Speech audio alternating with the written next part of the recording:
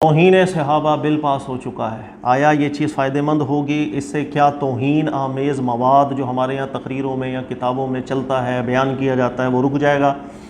یہ مفید رہے گا یا مضر ہو جائے گا؟ اس پر تھوڑی سی ہم گفتگو کرتے ہیں۔ اللہ تعالیٰ کا کرم ہو، اللہ تعالیٰ کا فضل ہو، اور اللہ سے دعا کرتے ہیں کہ اچھے انداز کے اندر جو سمجھانا چاہ رہا ہوں اس بات کو ہم سمجھیں۔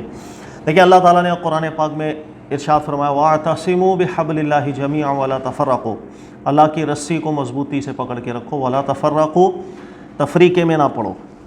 آگے جملہ سنیے گا، اللہ فرماتے ہیں وَاذْكُرُوا نِعْمَتَ اللَّهِ، یاد کرو اللہ کی نعمت کو، اِذْ كُنْتُمْ أَعْدَاءً، تم لوگ آپس میں شدید جانی دشمن تھے، فَأَلَّفَ بَيْنَ قُلُوبِكُمْ، اللہ تعالیٰ نے تمہارے دلوں کے اندر الفت پیدا کر دی، فَأَصْبَحْتُمْ بِنِعْمَتِهِ إِخْوَانًا، اب تم اللہ تعالیٰ کی اس نعمت کی وجہ سے، یعنی قرآن پاک کی وجہ سے، رسول اللہ صلی اللہ علیہ وسلم کی تربیت کی وجہ سے، اس نعمت کی وجہ سے، اخوانا، اب تم آپس میں بھائی بھائی بن چکے ہو۔ وَكُنْتُمْ عَلَى شَفَا حُفْرَةٍ مِّنَ النَّارِ، تم آگ کے بالکل کنارے پہ جا پہنچے تھے، فَأَنْقَذَكُم مِّنْهَا، اللہ نے تمہیں بچا لیا۔ كَذَلِكَ يُبَيِّنُ اللَّهُ لَكُمْ آيَاتِهِ لَعَلَّكُمْ تَهْتَدُونَ، اللہ تعالیٰ کھول کے اپنی نشانیاں بیان کرتا ہے تاکہ تم ہدایت پاؤ۔ یہ آیت ہم نے بہت دفعہ سنی ہے بالکل، اور اللہ ہمیں اس پر عمل کرنے کی بھی توفیق دے، لیکن جو قیمتی نقطہ ہے میں وہ سمجھانا چاہ رہا ہوں۔ اللہ نے فرمایا کہ یہ قرآن ہے، اس کو مضبوطی سے پکڑ لو۔ پھر اللہ نے فرمایا یاد کرو تم لوگ آپس میں لڑتے تھے، دشمن تھے، نفرتیں تھیں تمہارے دلوں کے اندر، فَأَلَّفَ بَيْنَ قُلُوبِكُمْ، اللہ تعالیٰ نے تمہارے دلوں میں اب پیار ڈال دیا ہے، محبت ڈال دی ہے، فَأَصْبَحْتُمْ بِنِعْمَتِهِ إِخْوَانًا، اس نعمت کے سبب اب تم آپس میں بھائی بھائی بن چکے ہو۔ اس نعمت کو اللہ رب العزت نے قرآن پاک میں ذکر کیا، اور خاص اسی وقت ذکر کیا جب اللہ فرما رہے ہیں اس قرآن پاک کو مضبوطی سے پکڑ کے رکھو اور تفریقے میں نہ پڑو، تم دشمنیوں میں تھے، اللہ نے تمہیں دیکھو بھائی بھائی بنا دیا۔ تو اس آیت سے جو سب سے گہری چیز سمجھی جائے گی وہ یہی سمجھی جائے گی کہ قرآن پاک، دعویٰ تو ہم سب کا یہی ہے، ہر فرقے والے کا بھی یہی دعویٰ ہوتا ہے کہ وہ قرآن پاک پر عامل ہے، قرآن کو پکڑ کے رکھتا ہے، قرآن ہی کی وہ تبلیغ کرتا ہے۔ لیکن مسئلہ یہ ہے کہ اللہ بیان کر رہے ہیں کہ اگر تو قرآن پاک کو ٹھیک طریقے سے پکڑا ہوا ہے تو اس کا کچھ نہ کچھ نتیجہ نکلنا چاہیے، اور نتیجہ یہ ہے، اللہ فرماتے ہیں بِنِعْمَتِهِ فَأَصْبَحْتُمْ بِنِعْمَتِهِ إِخْوَانًا، کہ اس کا اثر یہ ہوا کہ تمہارے ماحول اور تمہارے معاشرے کے اندر نفرتیں ختم ہو گئی، بغض ختم ہو گئے، تم لوگ اب آپس میں بھائی بھائی ہو گئے۔ یہ ایک نتیجہ ہے جو معاشرے کے اندر نظر آیا ہے۔ تو سب سے گہری چیز اس آیت سے سمجھ میں یہ آتی ہے کہ اگر تو قرآن پاک کا پیغام ٹھیک طریقے سے ہم پہنچا رہے ہیں یا اس پر عمل کر رہے ہیں تو اس کا معاشرتی ایک اثر ضرور سامنے آنا چاہیے، اور وہ اثر یہ ہوگا کہ معاشرے کے اندر نفرتیں نہیں ہوں گی، معاشرے کے اندر بغض نہیں ہوگا، حسد نہیں ہوگی، کوئی ایسا جملہ نہیں ہوگا جو توہین پر مبنی ہو جس سے کسی قوم کی دل آزاری ہو رہی ہوگی، بلکہ ایک معاشرہ ایسا ہوگا فَأَصْبَحْتُمْ بِنِعْمَتِهِ إِخْوَانًا، اس کے اندر بھائی بھائی بن کے ہر کوئی رہ رہا ہوگا۔ یہ ہے اس کا نتیجہ کہ اگر تو واقعی ہم نے قرآن پاک کو ٹھیک طریقے سے پکڑا ہے یا ٹھیک طریقے سے اس کی تبلیغ ہو رہی ہے۔ اب مسئلہ یہ ہے کہ دیکھیے گا، اب توہین صحابہ بل کے اوپر ہم نے آنا ہے، میں نے یہ آیت اس لیے آپ کو پڑھی ہے، صدیوں کا جھگڑا ہے صحابہ کرام کی ذوات سے متعلق، اور جس طریقے سے رسول اللہ صلی اللہ علیہ وسلم سے پہلے صدیوں کے جھگڑے تھے آپس میں قبائل کے، لیکن وہ حل ہوئے، اسی طرح صدیوں کا جھگڑا چل رہا ہے، اور جھگڑا صحابہ کرام کی شخصیات کے حوالے سے، اس لیے کہ کوئی گروہ ہے وہ بہت سے بڑے جید صحابہ کرام ہیں کہ جن کو شاید مومن بھی نہیں سمجھتے، اگر مومن سمجھیں گے تو مومن ہونے کے بعد ان پر ایسے ایسے الزامات لگا دیے جاتے ہیں کہ دوسرے کے لیے، دوسرے گروہ والے کے لیے وہ الزامات ایک توہین ہے، اور بلکہ توہین سے بھی بڑا درجہ ہے۔ اس کے مقابلے میں دیکھا جائے گا تو اس گروہ کی طرف سے جیسے حضرت ابو طالب کے حوالے سے وہ ایمان کے قائل نہیں ہوتے، لیکن جو دوسرا گروہ ہے وہ ان کو ایمان بلکہ وہ بہت بڑے درجے کے مومن شمار کیا کرتے ہیں۔ تو دونوں طرف سے ہی یہ مسائل ہیں صحابہ کرام کی شخصیات کے حوالے سے، یہ بات ذہن میں رکھ لیجئے گا، دونوں طرف سے مسائل، اس لیے کہ اگر ایک گروہ کو ہم دیکھیں ان کا دعویٰ یہ ہے کہ ابو طالب کو، حضرت علی رضی اللہ تعالیٰ عنہ کے والد محترم کو اگر کوئی مسلمان ہی نہیں سمجھ رہا، کافر بولے گا تو اس سے بڑھ کر کیا توہین ہے کہ کسی کو آپ نے کافر بنا دیا۔ اس کے مقابلے میں دوسرا گروہ کہتا ہے کہ یار فلاں صحابہ کرام کو مسلمان نہیں سمجھتے، یا منافق ڈکلیئر کرتے ہیں، یا ان کے حوالے سے غلط نسبتیں کرتے ہیں۔ بات دونوں طرف اب صدیوں سے چلتی ہوئی یہ بات آ رہی ہے، یہ نفرتیں آ رہی ہیں، یہ بغض ہے، یہ حسد ہے، یہ کینے ہیں، اور کچھ بھی نہیں ہے۔ قرآن پاک ذکر کر رہا ہے اگر تبلیغ ہماری ٹھیک ہے، قرآن نازل ہوا، اس کی تبلیغ کی رسول اللہ صلی اللہ علیہ وسلم نے اپنے مبارک قول سے، اپنے مبارک فعل سے، اس کا نتیجہ یہ ہوا ماحول اور معاشرہ ٹھیک ہوا تھا، اور سب آپس میں بھائی بھائی بن گئے تھے، دشمنیاں ختم ہو گئی۔ ہمارے یہاں بدقسمتی یہ ہے کہ ہم وہ چیزیں جو دلوں کے اندر نفرت بن چکی ہیں ان کے اسباب کیا ہیں، ہم ان روٹ کاز کی طرف ہم نہیں جاتے ہیں. ہم کوشش یہ کرتے ہیں، وہ اس کو یوں ہمارے یہاں کہا جاتا ہے کہ جیسے کوئی کنواں ہے، اس کے اندر کوئی جانور گر جائے تو ہم ڈول نکال کر کے کوشش کرتے ہیں کنواں پاک ہو جائے. اس روٹ کاز تک ہم نہیں پہنچتے ہیں کہ اس جانور کو جب تک ہم نہیں نکالیں گے جس کی وجہ سے کنواں ناپاک ہے، جس کی وجہ سے کنویں میں اسمیل ہے، کنویں کو ہم پاک نہیں کر سکتے ڈول نکال کر کے. مسئلہ ہے کہ کچھ روٹ کازز ہیں ہمارے یہاں پر جس کی بنیاد پر نفرتیں ہیں، اور صدیوں سے یہ نفرتیں چلتی آ رہی، کوئی آج کی تو نہیں ہے. آپ صدیاں پڑھ لیں، پچھلی کتابیں پڑھ لیں. لہذا اگر ایک چیز ایک عیب ایسا ہے جو کسی معاشرے کے اندر صدیوں سے چلتا ہوا آ رہا ہو، وہ اتنی جڑوں میں راسخ ہو جاتا ہے، اس کی اصلاح کے لیے یاد رکھیے گا قرآن پاک جو طریقہ بیان کرتا ہے وہ ہے گریجولی آپ نے اصلاح کرنی، یکدم کوئی تبدیلی نہیں آتی. قرآن پاک کے اس مزاج کو سمجھے گا. دیکھیے گا اللہ تعالیٰ قرآن پاک میں جب کوئی حکم جس کو مستقر حکم بیان کرنا چاہتے ہیں، یعنی کسی چیز کی حلت یا کسی چیز کی حرمت، اور معاشرے کے اندر اگر وہ چیز پہلے سے چلتی آ رہی ہے بگاڑ کی صورت کے اندر، تو قرآن کا مزاج یہ ہے کہ بہت مقامات پہ اللہ تعالیٰ نے گریجولی حکم ارشاد فرمائے. پہلے ایک حکم ارشاد فرمایا، اس پر لوگوں نے عمل کیا، پھر اس کے بعد دوسرا، پھر تیسرا اسٹیپ بیان کر دیا، پھر وہ حکم ایک مستقر ہو گیا، ایک بالکل اس نہج کے اوپر آ گیا جو اللہ تعالیٰ بیان کرنا چاہتے ہیں. اس کو کہتے ہیں تدریجاً احکامات نافذ کرنا، پہلے ایک، پھر دوسرا، پھر تیسرا. اس کی دو صورتحال ہوتی ہے، قرآن پاک پڑھنے والا اچھی طرح جانتا ہے. یا اثقل سے اخف کی طرف قرآن آتا ہے، یا اخف سے اثقل کی طرف جاتا ہے. یعنی پہلے مشکل حکم بیان کیا جائے گا، اس مشکل حکم کے بعد تخفیف کر دی جائے گی، نرم حکم بیان کر دیا جائے گا. یا یہ قرآن کا انداز ہوتا ہے.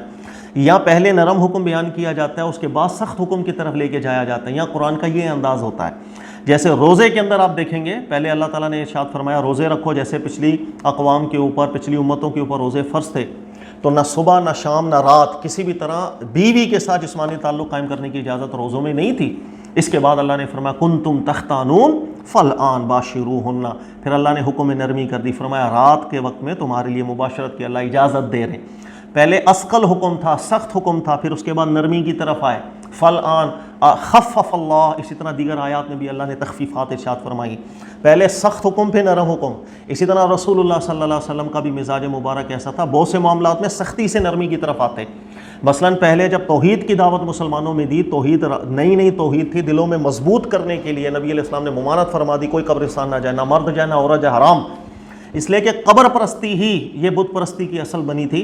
نبی علیہ السلام نے بالکل پابندی ارشاد فرما دی. جس وقت توحید کا مادہ راسخ ہو گیا، پھر نرمی ارشاد فرمائی کہ اب تم قبرستان جا سکتے ہو آخرت کی یاد کے لیے، عبرت کے حصول کے لیے. تو یہ بھی ہمارے دین میں ایک طریقہ ہے کہ اثقل سے اخف کی طرف آتے ہیں. اسی طرح قرآن کبھی اخف سے اثقل کی طرف جاتا ہے، یعنی کبھی پہلے چھوٹا حکم بیان کیا، اس کے بعد اس سے بڑا درجے کا حکم آئے گا. جیسے شراب کے حوالے سے جس وقت شراب کو حرام کرنے کی باری ہے، پہلا حکم اللہ تعالیٰ نے ارشاد فرما دیا جو الارمنگ سچویشن تھی. پہلا حکم بیان کر دیا لا تقربوا الصلاۃ وانتم سکارا، کہ نشے کی حالت میں نماز کے قریب کوئی نہ جائے. اس کی وجہ یہ تھی کہ نمازیں دن کے اندر ہوتی ہے، ظہر ہے، عصر ہے، مغرب ہے، عشاء ہے، اور ان نمازوں کے درمیان ایک دو تین اتنا ہی فرق ہے. عصر اور مغرب کے درمیان 1-1.5 گھنٹے کا فرق ہے. اسی طرح ظہر اور عصر ہے، مثل اول پہ عصر آپ لیں تو پھر بھی 2-2.5 گھنٹے کا فرق ہے. تو انسان کوشش یہی کرتا تھا کہ دن میں شراب نہ ہی پئیں گے تو نشہ پتہ نہیں ٹوٹے گا نہیں ٹوٹے گا، نماز کا وقت آ جائے گا. تو صحابہ نے پہلے دن میں شراب پینا چھوڑی، چلو رات میں پی لیں گے. یعنی ایک پہلا عملی قدم چھوٹے حکم سے ہوا تاکہ دن کے اندر ان کی عادت چھوٹے، نماز کے وقتوں میں یہ خیال کریں، عادت بنے گی. پھر مکمل طور پر بھی شراب کو حرام کر دیا. پہلے نرم حکم، اس کے بعد سخت حکم. اس کو یوں تعبیر کیا جاتا ہے قرآن یا اخف سے اثقل کی طرف جاتا ہے یا اثقل سے اخف کی طرف جاتا ہے. اسے حکمت کہا جاتا ہے، یاد رکھیے گا. یعلمہم الکتاب والحکمہ، رسول اللہ صلی اللہ علیہ وسلم کتاب بھی سکھاتے ہیں، اس کے احکامات بھی ہمیں سکھاتے ہیں، اور حکمت بھی سکھاتے ہیں. حکمت کا مطلب سمجھ لیجئے گا، حکمت کہتے ہیں کہ آپ کا ایک گول ہے، آپ اس کو حاصل کرنا چاہ رہے ہیں، اور اس حاصل کرنے کے لیے اب آپ نے جو طریقہ استعمال کرنا ہے وہ نہایت نفیس طریقہ اختیار کیا جائے تاکہ ہم آسانی سے اس گول کو حاصل کر لیں. یہ حکمت بڑے جو طریقے ہوتے ہیں انہی کو ہی حکمت کہا جاتا ہے. اس کے اندر بڑا نپاتلا ایک فیصلہ کرنا پڑتا ہے کہ میں کس طریقے سے قدم اٹھاؤں کہ میں اپنے گول تک پہنچوں. مقصد وہ گول ہوتا ہے. اسی طرح قرآن پاک کے اندر احکامات کے بہت سے مقاصد ہیں، مقصد وہ حاصل کرنا ہے. اس مقصد تک پہنچنے کے لیے اللہ تعالیٰ بھی کبھی اخف سے اثقل کی طرف جاتے ہیں، کبھی اثقل سے اخف کی طرف جاتے ہیں. گریجولی اور یہ سچویشن پہ ڈیپینڈ کرتا ہے کہ میں نے مشکل سے آسانی کی طرف جانا ہے یا آسانی سے مشکل کی طرف جانا ہے. اس کی میں نے کچھ مثالیں. اسی کو نسخ کہا جاتا ہے ہمارے دین کے اندر. اول تو ہمارے یہاں پتہ نہیں نسخ کی بحثیں عجیب و غریب طرح سے لوگ کر دیتے ہیں, وہ سمجھ سے باہر ہوتی ہے. جو علماء محققین نے پیٹرن سیٹ کیا, یاد رکھ لیجئے گا, وہ پیٹرن یہ ہے, نسخ کا یہ مطلب ہے جو گریجولی اللہ تعالیٰ ایک حکم ہے یہاں تک لانا ہے, یہاں لانے کے لیے جو گریجولی اللہ تعالیٰ احکامات ارشاد فرماتے ہیں, یا کم سے زیادہ یا زیادہ سے کم کی طرف, اسے ہی نسخ کہا جاتا ہے. اسی تدریجی عمل کو نسخ کہا جاتا ہے. یہ ہمیشہ ذہن میں بٹھا لی, اس کے اندر حکمت ہوا کرتی ہے. اچھا, اب دنیاوی مثال سے سمجھیے گا. دیکھیے گا میرا اگر کہیں مقابلہ ہو رہا ہے, اور مقابلہ یہ کہ کون زیادہ پش اپس کرے گا, اور ٹارگٹ ملا ہوا ہے جو 50 پش اپس کر لے گا کہ اس کو جو ہے وہ میڈل مل جائے گا. اب میں نے اس کی تیاری کرنی ہے, اور میرا گول ہے کہ میں نے اچیو کرنا ہے کہ بھائی 50 پش اپس میں وہاں کروں گا, آسانی سے کروں اور میرے کو میڈل مل جائے. اب میں جب ٹریننگ کروں گا, اور مجھے اگر کوئی اچھا ٹرینر مل جائے گا, وہ مجھے کبھی بھی 50 پش اپس کی ٹریننگ نہیں کرائے گا. وہ سلو کر کے بولے گا 55 کرو, اب 60 کرو, زیادہ مشکل اچیو کرو. سر کیوں؟ 50 کا ٹارگٹ ہے. وہ کہے گا بیٹا آج اگر آپ گھر کے اندر بیٹھ کے 60 یا 70 پش اپس ایزیلی کر لو گے نا, جس وقت مقابلہ شروع ہوگا تو 50 کرنا آپ کو بالکل مشکل نہیں لگے گا. دیکھو یہاں پر بھی ایک اچھا استاد اسقل سے اخف کی طرف آپ کو لے کے آئے گا, مشکل سے آسانی کی طرف لے کے آئے گا, تاکہ جس وقت آپ مقابلہ کر رہے ہوں تو 50 آپ کو کچھ بھی نہ لگے. اسی طرح بہت سے مقامات کے اوپر ہم اخف سے اسقل کی طرف جاتے ہیں, یعنی پہلے ہلکا ہاتھ رکھتے ہیں, اس کے بعد تھوڑا اور بھاری ہاتھ رکھیں گے, پھر بھاری ہاتھ, پھر سخت ہاتھ رکھیں گے. یہ قرآن کی حکمت ہے, اس کو سمجھیں. جیسے ہمارے یہاں کوئی شخص ہے, اس نے نشہ چھوڑنا ہے, ایک سگریٹ پینے والا عادی شخص ہے بالکل, اس کو سگریٹ چھوڑنا ہے. آپ گریجولی اس کو کہیں گے, کوئی بھی اچھا ڈاکٹر ملے گا, کوئی بھی اچھا اگر اس کو سائیکیٹرسٹ ملے گا, اس کو یہ سمجھائے گا آپ یکدم نہیں چھوڑ پائیں گے. آپ ہمت بھی کریں گے نا بہادری کر کے, ابے میں نہیں پی رہا, ایسی کی تیسی, لیکن وہ ہفتہ 10 دن اس کے بعد پھر سے شروع ہو جائیں گے اور زیادہ شروع ہو جائیں گے. گریجولی اس کو ختم کیا جاتا ہے. اسی طرح شراب کا نشہ, کسی کو اور نشہ لگاؤ, بڑے آرام سے ترتیب سے اس کو ختم کیا جاتا ہے. تو یعنی آہستہ آہستہ, پہلے ہلکا ہاتھ رکھیں گے, پھر بھاری ہاتھ رکھیں گے. اب اس حکمت کو ہم نے سمجھنا ہے کہ توہین ہمارے یہاں صحابہ کرام کے حوالے سے ہو رہی ہے, اس کے روٹ کازز کیا ہیں, وہ کیا مسئلے ہیں جس کی بنیاد پر ایکسٹریم پوزیشن ہم لے لیتے ہیں, اور بھائی بے باک ہو کر کے بڑی بڑی ہستیوں سے متعلق ہم کلام کر رہے ہیں. اس کی جو روٹ کازز ہیں وہ بہت سی ہیں, وہ میں نے لکھی ہیں, اور میں کوشش کرتا ہوں اس کو سمجھانے کی کہ ہم نے مشکل سے نرم حکم کی طرف جانا ہے اس معاملے میں, یا ہم نے گریجولی آہستہ ہلکا ہاتھ رکھیں, پھر اور تھوڑا سا سخت, پھر اور تھوڑا سا سخت, یوں گریجولی جانا ہے. مجھے ایسا لگتا ہے کہ یہ جو معاملات جو صدیوں سے چلتے ہوئے آ رہے ہوتے ہیں نا, جو جڑوں میں راسخ ہو جاتے ہیں, جس کی بنیاد پر تعصب پیدا ہو جاتا ہے, فرقہ واریت پیدا ہو جاتی ہے, اس معاملات کو یکدم ختم بالکل نہیں کیا جا سکتا, گریجولی ختم کیا جائے گا. ہم نے اخف سے اسقل کی طرف جانا ہے, ہم نے ہلکے حکم سے سخت حکم کی طرف جانا ہے. یہی حکمت مجھے سمجھ میں آتی ہے, میں غلط بھی ہو سکتا ہوں بہرحال. آپ سخت سے سخت قانون بنا لیں, آپ بولیں بھائی جو بندہ ایسی حرکت کرے گا اس کو سخت سے سخت سزا ملے گی, لیکن وہ جرم ہمارے یہاں نہیں رکیں گے. زیادہ سے زیادہ یہ ہوگا اوپنلی ہم نہیں کریں گے, لیکن پھر بھی نجی محفل کے اندر وہ جراثیم کبھی بھی ختم نہیں ہوگا. جہاں موقع ملے گا ہم کر لیں گے. قانون کو مس یوز کیا جائے گا, قانون کو جو ہے نا اپنے حساب سے استعمال کرنا شروع کر دیں گے ہم. اس چیز کا تجربہ آبزرویشن ہے, جو بھی شخص اس دنیا میں رہتا ہے دیکھ سکتا ہے. تو اس کے لیے میرا ذہن یہ کہتا ہے کہ اس کی گریجولی ہم نے لے کے جانا ہے. اس کے اندر 2 بڑی خامیاں یاد رکھ لیجئے گا کہ جس کو ہمیں ایڈریس کرنا پڑے گا. حکومت کرے, اللہ کرے, ان کو بھی شعور ہو, اور وہ اس چیز کو بھی دیکھیں کہ دینی معاملات کے اندر جو فساد ہے, جس کی وجہ سے قتل و غارت گری ہو جاتی ہے, مسلمانوں میں نفرت ہے, اس کو بھی وہ ایڈریس کریں. ہمارے بدقسمتی سے جتنے بھی حکمران طبقہ ہے, ان کی پرائیورٹی صرف یہی ہوتی ہے کہ وہ اچھا کوئی پیکیج آپ کو دکھا دیں کہ ہم سڑکیں بنوا دیں گے, ہم بجلی سستی کر دیں گے, بس یہی چیزیں ہیں. دینی حوالے سے کیا مسائل ہیں اس ملک پاکستان کو, اس کی طرف کسی کی کوئی توجہ نہیں ہوتی. اللہ تعالیٰ توفیق دے. بہرحال 2 جو مجھے مین چیزیں لگتی ہیں وہ یہ, جس میں سب سے بڑی وجہ یہ ہمارے یہاں تبلیغ کے معاملات ٹھیک نہیں ہے. تبلیغ کے معاملات ٹھیک کیوں نہیں ہے؟ اس لیے کہ پورے پاکستان کے اندر تبلیغی معاملات جو ہیں وہ کسی نظم کے اندر ہی نہیں ہے. آپ دیکھیں کہ ہر عالم دین آزاد ہے, مجھ سمیت میں بھی آزاد ہوں. کوئی قانون ہو تو میں اس کا پابند ہوں نا. میں یہاں بیٹھ کے ریکارڈنگ کروا دیا آپ کو, میں نے کیا بولا, میں نے کیا نہیں بولا, اس کے کانسیکوینسز کیا ہوں گے, لوگوں میں تعصب بڑھے گا, نفرت بڑھے گی, یا محبت پیدا ہو رہی ہے, الفت پیدا ہو رہی ہے. جیسے اللہ نے ارشاد فرمایا کہ قرآن پکڑو, تم دشمن تھے آپس میں بھائی بھائی بن گئے. تو اس آیت کو ہمیشہ ذہن میں رکھیں. اگر میری تبلیغ ٹھیک ہے, اس کا نتیجہ مجھے معاشرے کے اندر یہ نظر آئے گا کہ لوگوں کے اندر بھائی بھائی بن گئے لوگ, تعصب نہیں ہوگا, نفرت نہیں ہوگی. یہ ہے درست تبلیغ, اور اس کا نتیجہ جو اللہ نے قرآن میں ذکر کیا. لیکن اگر میری تبلیغ ایسی ہے جس کے نتیجے میں معاشرے کے اندر نفرت بڑھ رہی ہے, فرقہ بڑھ رہا ہے, تعصب بڑھ رہا ہے, اس کا مطلب میری تبلیغ ٹھیک نہیں. مجھے اس تبلیغ کے لیے بہت کچھ کرنا پڑے گا, میری تبلیغ کے معاملات ٹھیک ہوں. تو سب سے پہلی بات کہ ہمارے یہاں مسجدیں آزاد ہیں، مسجد کے اندر کون امام صاحب ہیں، وہ کیا خطبہ دے رہے ہیں، کسی کو نہیں پتہ۔ ایک محلے کے اندر 4 مسجد ہیں، اب چاروں مسجد کے اندر جمعے کی تقریریں جا کر کے سن لیں، وہ مسجد والا الگ، یہ مسجد والا الگ، تیسری مسجد والا الگ بیان کرے گا۔ ایک مسجد والا کہے گا یہ معاملہ بالکل ٹھیک ہے، جیسے آگے ربیع الاول آ رہا ہے، بالکل جائز ہے، ثواب کا کام ہے۔ ساتھ ہی دوسری مسجد والا اعلان اعلان مسجد کے اندر اعلان کر رہا ہے کہ بھئی یہ حرام ہے، بدعت ہے، جو یہ عمل کرے گا جہنم کے اندر جائے گا۔ یہاں کے 500 نمازیوں کا ذہن الگ بن گیا، وہاں کے 500 نمازیوں کا ذہن الگ بن رہا ہے۔ یہاں کے 500 نمازی سمجھ رہے ہیں یہ رسول اللہ صلی اللہ علیہ وسلم سے محبت کی علامت ہے، وہ سمجھ رہے ہیں یہ نبی علیہ الصلوۃ والسلام سے نفرت کی علامت ہے۔ ایک ہی گلی کے اندر رہنے والے لوگوں کی آپس کے اندر نفرتیں شروع ہو جاتی ہیں۔ انداز تبلیغ ہمارا اس طرح کا ہے۔ جب یہ انداز تبلیغ ہے تو آپ کیسے سوچ سکتے ہیں کہ ایک محلے کے اندر 4 مسجدیں ہیں، وہ 4 مسجدوں کے جو 500,000 نمازی ہیں وہ آپس میں بھائی بھائی رہے، بھائی بھائی بن کے؟ بھائی کیسے بھائی بھائی بن کے رہیں گے؟ ایک کے نزدیک تو حرام کام کر رہا ہے، ایک کے نزدیک تو جہنم کا جانے والا کام کر رہا ہے، کیسے بھائی بھائی بن جائیں گے؟ لہذا یہ جو تبلیغی معاملات ہیں یہ وہ ہمارے یہاں ایک روٹ کا وہ جانور ہے جو کنویں کے اندر گرا ہے، جس کی اسمیل ہے، ہمیں اس کی اصلاح کرنی ہے، ورنہ کبھی بھی معاشرے سے نہ تعصب ختم ہوگا، نہ مذہبی نفرتیں ختم ہوں گی، اور باقی معاملات دور کی۔ ان سب کے پیچھے روٹ کاز یہی ہے، ہمارا تبلیغی انداز ہی ٹھیک نہیں۔ تبلیغی انداز قرآن کے مطابق ہو کہ نبی پاک علیہ الصلوۃ والسلام نے قرآن پڑھا، سکھایا، فَأَصْبَحْتُم بِنِعْمَتِهِ إِخْوَانًا، معاشرہ پورا بھائی بھائی بن گیا، نتائج تو سامنے آئیں گے نا۔ پھر اس کے لیے ہمیں بہت کچھ کرنا ہے۔ مثال کے طور پہ سب سے پہلے تو میں ہمیشہ یہ ذکر کرتا ہوں، اللہ نے قرآن میں فرمایا وَإِن طَائِفَتَانِ مِنَ الْمُؤْمِنِينَ اقْتَتَلُوا فَأَصْلِحُوا بَيْنَهُمَا، اگر 2 گروہ مسلمانوں کے آپس میں لڑ پڑیں، ان کے اندر لڑائی ہو جائے، اصلحوا بینہما، تو ان دونوں کے درمیان صلح کروا دو۔ بہت پیاری آیت اور بہت کچھ سمجھاتی ہے۔ دیکھیے گا جب 2 گروہوں کے اندر لڑائی ہو گئی، ظاہر ہے کسی وجہ سے لڑائی ہوئی ہوگی، کوئی ریزن ہوگی، اللہ نے فرمایا فاصلحوا بینہما، ان دونوں کے درمیان صلح کراؤ۔ اور صلح ہمیشہ یاد رکھ لیجیے گا دونوں گروہوں میں سے سٹیک ہولڈرز کو بٹھا کر کے صلح ہوتی ہے۔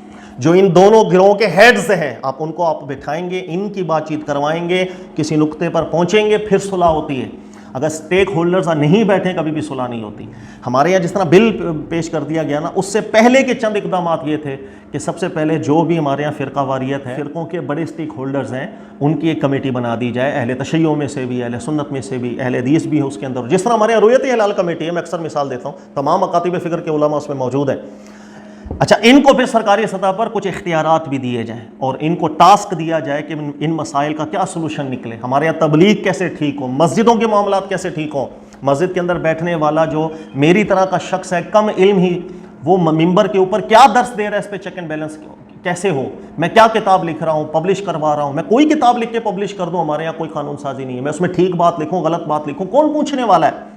میں ادھر سے کتابیں اٹھا کر کے بخاری نام سے، مسلم نام سے، لوگوں کے اندر رسول اللہ صلی اللہ علیہ وسلم کا مبارک مقدس نام لے کے جو بھی بیان کرنا شروع کر دوں گا، مجھ سے کون پوچھنے والا ہے میں ٹھیک بیان کر رہا ہوں یا نہیں؟ اپنی بنائی باتیں، بھئی یہ روایت صحیح ہے، یہ روایت ضعیف ہے، بس ٹھیک ہے، اسی بنیاد کے اوپر لوگوں کے اندر نبی پاک علیہ الصلوۃ والسلام کے مبارک نام سے ہم نفرتیں ڈالنا شروع۔ نہ علم الحدیث اس انداز کے اندر پڑھا گیا جیسے علماء لکھ کے گئے، نہ سند کی بحثیں رہی، نہ متن کی بحثیں رہی، زیادہ سے زیادہ کھل کھلا کے ایک حدیث صحیح ہے، یہ دیکھ لو 4 بندے اس کے اندر، چالوں نیک بندے، بس اندھی تقلید ان نیک بندوں کی۔ اس کے بعد میں نے کچھ نہیں دیکھنا اس روایت کے اندر، وہ اس قابل بھی ہے کہ اس سے استدلال کروں، قرآن کے خلاف تو نہیں جا رہی، دیگر معاملات کے خلاف تو نہیں جا رہی، نہیں۔ تو یہ ہمارے یہاں مسائل ہیں بہت زیادہ تبلیغی معاملات کے، کچھ پتہ نہیں۔ اس کے اس طرح جتنے بھی کوئی بھی فرقے کے جو بڑے سٹیک ہولڈرز ہیں، ان کو اختیارات دیے جائیں، ان کو ذمہ دار بنایا جائے۔ ان فرقوں کے حوالے سے اس پاکستان کے اندر جتنی بھی مساجد ہیں، ان مساجد کے اندر کون امام لگ رہا ہے، وہ کیا تقریریں کر رہا ہے، اس چیز کی ذمہ داری ان بڑوں کو سونپی جائے۔ کل کو کوئی شکایت آئے گی آپ ان سے پوچھیں، اور ان کو اس معاملے میں اختیارات بھی دیا جائے کہ وہ جس امام کو چاہیں ہٹانے کے لیے ان کا آرڈر بہت ہو، وہ امام ہٹے، جس کو لگانا چاہیں ان کی اجازت ہونی چاہیے، ان کو ان سے جواب لیا جائے کہ بھئی فلاں جگہ کے اوپر فلاں مسجد کے اندر امام ایسی باتیں کیوں کر رہا ہے جس سے نفرت پھیل رہی ہے علاقے کے اندر۔ پھر یہ جو بڑے علماء کرام ہیں، ان کی کمیٹی ہے، جب آپس میں ملتے ہیں بیٹھتے ہیں، بہت سی چیزیں حل ہو جاتی ہیں۔ دیکھیں میں اس کی ایک مثال دیتا ہوں، ہمارے یہاں رویت ہلال کمیٹی کام کرتی ہے، پاکستان میں 90% ایک ساتھ عید ہوتی ہے، ایک ساتھ روزے رکھے جاتے ہیں، مخصوص طبقہ ہے جو نہیں کرتا، لیکن 90% لوگ ایک ساتھ عید کرتے ہیں، ایک ساتھ روزہ رکھتے ہیں۔ میں آپ کو بولوں اگر یہ کمیٹی نہ ہو اور لوگوں کو پاکستان کے اندر کھلا چھوڑ دیا جائے، بھئی اپنا اپنا چاند دیکھ کر روزہ رکھ لیجیے گا اور عید کر لیجیے گا، ہوگا کیا؟ آپ غور کریں، ہوگا یہ میں جس مسجد کے اندر جا رہا ہوں اس مسجد کے امام صاحب پہ مجھے اعتماد ہے، اس نے اعلان کیا ہاں بھائی چاند ہو گیا، شہادتیں ہو گئی، کل روزہ ہے، اس مسجد کے 500 نمازی کل روزہ رکھ رہے ہوں گے، اس مسجد کے 500 نمازی کل روزہ نہیں رکھ رہے ہوں گے۔ تیسری مسجد والے بھی روزہ نہیں رکھ رہے ہوں گے، چوتھی مسجد والے رکھ رہے ہوں گے، میں نے روزہ رکھا، میرا بھائی اگلی کالونی میں رہتا ہے اس نے روزہ نہیں رکھا ہوگا، روزہ بھی آگے پیچھے، عید بھی آگے پیچھے۔ نظم اتنی زبردست اور قیمتی چیز ہے، یہی رویت ہلال کمیٹی بنا دی گئی ہے، تمام مسالک کے علماء اس میں موجود ہیں، وہ متفقہ طور پر فیصلہ دیتے ہیں، 90% پاکستان یونٹی کے ساتھ روزہ رکھ رہا ہے، یونٹی کے ساتھ عید کر رہا ہے۔ تھوڑے بہت لوگ ہیں جو اختلاف کر جاتے ہیں، لیکن 90% ریشو کم ہے کیا؟ اسی طرح جید علماء کرام کی سرکاری سطح پر کمیٹی بنائی جائے، ان کمیٹی کی ذمہ داری دی جائے کہ بھائی ایسا کیوں ہو رہا ہے کہ نفرت آمیز تقاریر ہو رہی ہیں، کیا وجہ ہے؟ میری طرح کے کم علم لوگ جو قصہ کہانیاں لوگوں میں بیان کر، جسے شعلہ بیان ہم کہتے ہیں، مقرر، شعلہ بیان مقرر، وہ کیوں ہیں؟ ان کو کون آگے لے کر آتا ہے اسٹیج کے اوپر؟ ان کو اختیارات دیے جائیں کہ آپ اپنے فرقے والوں میں تمام معاملات دیکھیں، آپ اپنے اندر ایک ٹیم بنائیں، سب معاملات ان کے سپورٹ کیا جائے، ہر فرقے والے، انہی سے پوچھ گچھ کی جائے کہ بھائی یہ معاملہ ایسا کیوں ہو رہا ہے، اور اس کے اندر تبلیغی معاملات کے اندر بھی سختی کی جائے۔ جیسے میں ہوں ابھی تو بیٹھ کر کے، ظاہر ہے میں بیان ریکارڈ کروا رہا ہوں، کوئی پابندی نہیں ہے، لیکن سب سے پہلے اس پابندی کو مجھے بھی فیس کرنا ہے۔ اگر کوئی قانون بنتا ہے میں اس پیمانے پر پورا اتروں تو مجھے اجازت ہو کہ میں گھر پہ بیٹھ کے دینی حوالے سے میں کوئی بیان ریکارڈ کر دوں۔ اگر مجھے نہیں اجازت ہوتی ہے، وہ سمجھتے ہیں کہ یہ کامران جو ہے اس کے بیانات سننے والوں کے لیے نفرت پیدا کر رہے ہیں، تعصب پیدا کر رہے ہیں، مجھ پر بھی پابندی لگا دی جائے۔ حق ہے کہ میں اس پابندی کو سب سے پہلے فیس کروں، سب سے پہلے میں اپنے آپ کو پیش کروں کہ بھائی میرے بیانات سے لوگوں کے اندر نفرت تو نہیں پیدا ہوتی، ایسا رویہ تو نہیں کامران کو سننے کے ساتھ پیدا ہو رہا۔ یہ ہے وہ چیزیں جس کو ہم نے گریجولی ٹھیک کرنا ہے، یہ گریجولی ٹھیک ہوں گے تو مسائل حل ہوں گے، اور جا کر کے فَأَصْبَحْتُم بِنِعْمَتِهِ إِخْوَانًا، آپس میں بھائی بھائی بنیں گے۔ قانون ہم وہ سخت سے نرمی کی طرف آئیں گے کبھی بھی نہیں ہوگا، اس لیے کہ صدیوں سے نفرتیں دلوں میں بیٹھی ہوئی ہیں، ان کو ڈسکس کرنا، ایک ایک چیز کو نکالنا، ایک ایک روایتوں کے اوپر عموماً جھگڑے ہیں کہ بھائی وہ روایت صحیح ہے، وہ روایت ضعیف ہے۔ ڈیبیٹ ہو علماء کرام کی آپس میں بیٹھ کے، اور اچھا رزلٹ نکلے گا۔ یقین کریں ہر فرقے کے جو عالم دین ہیں بڑے، سبحان اللہ، آپ کسی کی بھی صحبت اختیار کریں، خدا کی قسم آپ متاثر ہو کے آتے ہیں۔ میں واحد شخص ہوں، اللہ جانتا ہے جتنی تعریف میں علماء کرام کی کرتا ہوں کوئی نہیں کرتا۔ حالانکہ بعض لوگ جو جس طرح میری طرح کے جو چھوٹے مقرر ہیں شعلہ بیان ٹائپ کے، مجھ پر کافی اعتراضات بھی کرتے ہیں، تنقید بھی کرتے ہیں، لیکن میں ہمیشہ تعریف اس لیے کرتا ہوں، میں کسی بڑے عالم دین سے آج تک ملا ہوں، میرا تجربہ ہے اللہ کے فضل و کرم سے میں متاثر ہی ہو کے آیا۔ میں کسی دیوبندی عالم دین سے ملا ہوں، خدا کی قسم میں متاثر ہو کے آیا، میں نے کبھی ان کے اندر تعصب نہیں دیکھا، بلکہ اگر کبھی غلطی ان کے اپنے مسلک کے حوالے سے کوئی غلطی ہوتی ہے وہ خود بتا رہے ہوتے ہیں یہ بات غلط ہے، لیکن کوئی نظم نہیں ہے۔ اس ایک بڑے عالم کا کسی چیز کو غلط کہنے سے تبدیلی نہیں آئے گی، اس کے پاس اختیار ہی نہیں ہے۔ بھائی ایک امام صاحب غلط کر رہا ہے، ایک بڑے عالم دین نے مجھے کہا کہ یار یہ غلط کر رہا ہے، بھائی سوال یہ کہ آپ کیا کر رہے ہو؟ وہ کیا کر سکتے ہیں؟ وہ کسی امام کو مسجد سے نکال ہی نہیں سکتے، ان کے اختیار میں ہی نہیں ہے، وہ تو کمیٹی والوں کے اختیار میں جنہوں نے مسجد کے اندر امام صاحب کو تنخواہ کے اوپر رکھ لیا۔